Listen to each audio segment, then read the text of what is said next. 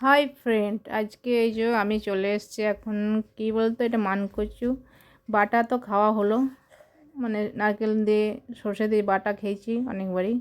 এটা আমার মনে একবার ইচ্ছে হলো, দেখি ওলকচুর বড়া করে, এটা আমি শুনেছি এইজনের কাছে বড়া করে রান্না করা যায়, সেই জন্য এটা আমি করে ফেললাম আজকে। এই যে মানকচুরটাকে এখন কাটতে বসে গেছি, বটিং দিয়ে কাটতে ভালোবাসি, সেই জন্য দেখাচ্ছি তোমাদেরকে রান্নাটা।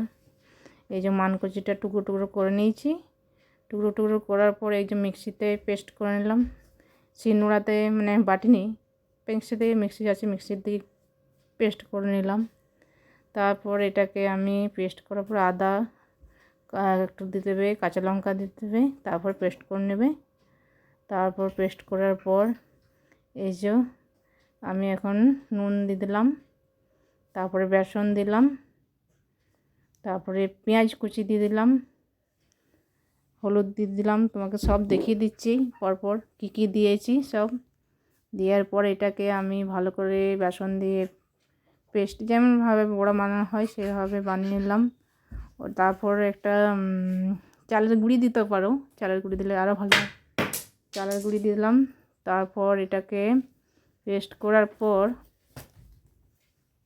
এই যে বেসনটা দিয়ে দিলাম। তারপরে একটু গোটা জিরে দিতে পারলে ভালো লাগবে, তারপরে জোয়ান দিয়ে দেবে, কালো জিরে দিয়ে দেবে, দিলে ওটা খেতে খুব ভালো লাগে। এগুলো দিলে বড়ার মধ্যে এইসবগুলো দিয়ে দিচ্ছি আমি একে একে। মানে আর আমি ভিডিওটা যতটুকু শ্যুট করতে পেরেছি, যেভাবে করেছি সেভাবে আমি শ্যুট করে তোমাদের সাথে শেয়ার করছি রান্নাগুলো। এই যখন মাখা হয়ে যাচ্ছে আমি মেখে নিচ্ছি এটাকে। এটা কিন্তু তোমরাও বানিয়ে খেও, কিন্তু খেতে খুব ভালো হয়। তোমরা এইভাবে আমি যেমন করলাম প্রসেসটা তোমাদের একটু দেখিয়ে দিলাম, সেভাবে বানাবে, খেতে খুব ভালো হয় খেতে। আমি খেলাম সেই জন্য বলছি। এই যে এখন সাদা তেলে পরে এটাকে আমি বড়ার শেপে সব ভেজে নিচ্ছি। ভেজে নেওয়ার পর এটাকে আমি দেখো এটাকে টক বানালাম, তোমাদেরকে সেটা বলেছি। তেঁতুল দিয়ে টক বানাচ্ছি এটা আমি, খেতে কিন্তু খুব ভালো হয়েছিল। আর দেখো রান্নাগুলো আমার ভালো করে ভিডিও সেরকম বানাতে পারি না, মোবাইলের দিকে যতটুকু বানাতে পারি তোমার সাথে শেয়ার করি। কিন্তু ভালো লাগলে অবশ্যই লাইক কমেন্ট সাবস্ক্রাইব করবে, এটাই বললাম তোমাদেরকে। ভালো লাগলে দেখো, সবাই তো আরও ভালো সুন্দর সুন্দর রান্না দেখায়, ঠিক কথা। আমি যেটা ঘরে করি সেটাই তোমার সাথে শেয়ার করি। আমি যে এক্সট্রা আবার আলাদা করে রান্না করার জন্য বসে ভিডিও বানাই সেরকমভাবে ভিডিও বানাই না তো। আমি যেটা ঘরে বানালাম খেলাম সেটাকেই একটু তুলে ধরলাম, তোমার সাথে শেয়ার করলাম, এটাই আমার। তারপর এটাকে আমি এই যে বড়াটা ভাজছি, ভাজার পর এটাকে এখন হালকা হালকা করে তেলে ভেজে নিলাম।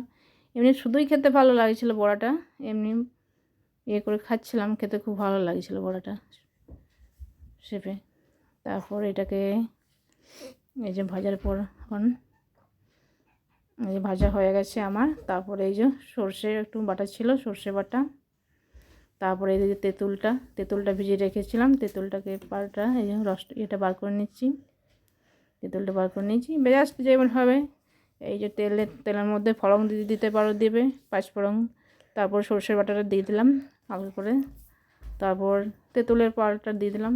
জাস্ট মানে ঘরে যেভাবে করি সেভাবে সব দেখিয়ে দিলাম তোমাদেরকে।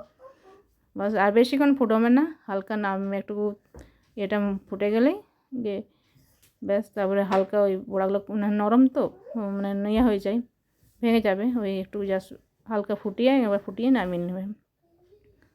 এই যে বড়াগুলো দিয়ে পরে আমি সঙ্গে আর কিছুক্ষণ একটু ফুটিয়ে নামিয়ে নিয়েছিলাম, না বড়াগুলো নরম হলে ভেঙে যাবে, ভালো লাগবে না। ওই যে বেশ টক হয়ে গেল, খেতে কিন্তু দারুণ হয়েছিল। তোমরা আমার রান্নাটা দেখে তোমরা বাড়িতে একদিন বানিয়ে খেও, তখন আমার কমেন্টে জানাবে কেমন হয়েছে অবশ্যই। এই যে বড়া হয়ে গেছে, এই যে বাড়িতে খেলাম, সত্যি খুব ভালো হয়েছিল রান্নাটা, তোমাদের সাথে শেয়ার করলাম। তবু একটু নরম হয়ে গেছে বড়াগুলো, খেতে কিন্তু ভালো লাগছিল। ঠিক আছে, ওকে, বাই বাই।